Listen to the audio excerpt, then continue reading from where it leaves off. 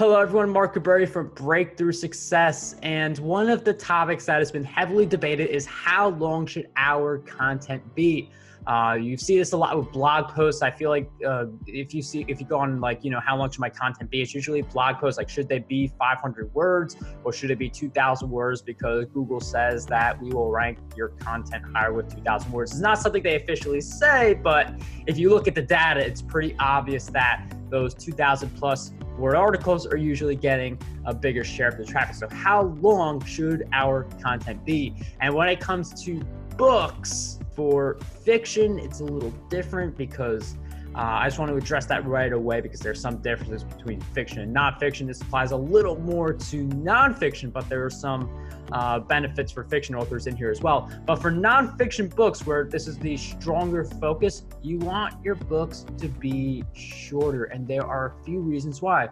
First, I showed you my two books earlier, Content Marketing Secrets, Podcast Domination. My third book in there, The Wealthy Author, that's around the same length as my book, Podcast Domination. So based on those two being my latest, it's obvious I'm going in the direction of shorter books, like around 80 to 100 pages. Now, there are a few reasons for this.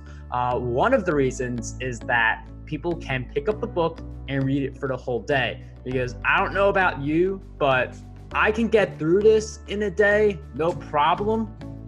This might take me a little longer.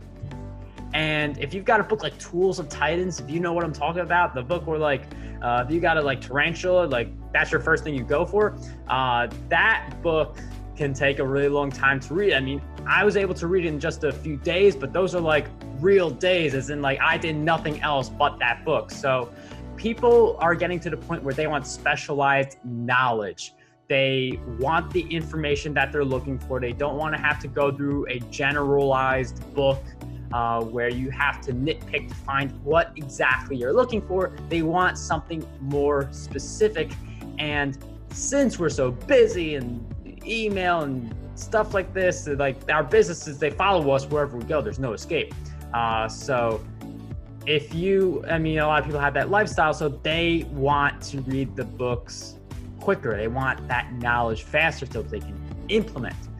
So that's one of the things I've noticed in reviews for my book, Podcast Domination. It's not just thank you for this great book. It's thank you for this great book. We are implementing this right away. And that is the new shift with readers. They want stuff they can implement right away that's very specific to them instead of more of a general book that tries to serve everybody and may serve a few people pretty well because a book about business, it definitely helps people in business in some way. But for people who are looking for a specific area to grow in, they got to nitpick that book to find what they're looking for. So that's one of the reasons we're shifting more to this model where it's still a valuable book, but there's not as many pages to it. The other reason that more authors should shift this way is Podcast Domination and Wealthy Author. Put them together, they are less words than Content Marketing Secrets. What does that mean? I'm able to write more books in a shorter period of time just by making them a little shorter, because writing 80 to 100 page books is a lot quicker than writing a 280 page book. And I could get 3 of the little books done by the time I get one of the big books done. So it makes more sense for self-publishing authors to publish more of the mini books instead of one big book. And by doing more mini books, you get a better idea of what's working for your audience. Now, my book, Content Marketing Secrets, did well because I knew my audience wanted content marketing. I do a lot of research on this. I look at all the engagement I get from my posts. I knew content marketing was going to be a home run topic. But if you don't know what your home run topic is, and you write a 400-page book, and it turns out to be a dud, that's months, for being conservative here, probably years for most people to come out with a 400-page book, all the research, all the knowledge you have to gather. So instead of doing that, why not just publish an 80-page book, see how well that does, and then you use that to determine, should I continue with this?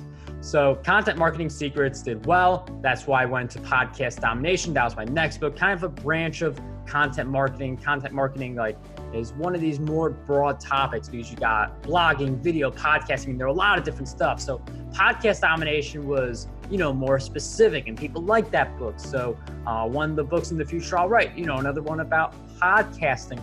But The Wealthy Author, that was one of my top performing books. And the book that turned me into a USA Today and Wall Street Journal bestseller, that was a book about being a successful author.